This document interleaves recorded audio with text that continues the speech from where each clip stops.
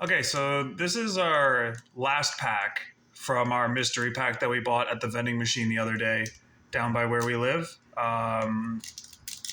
It costed me $19.99, no tax, to buy this, which is not bad. You get 3 packs and a candy and a sticker.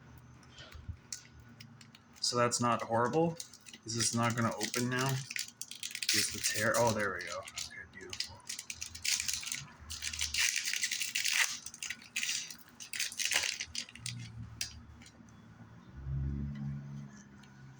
Okay, let's see.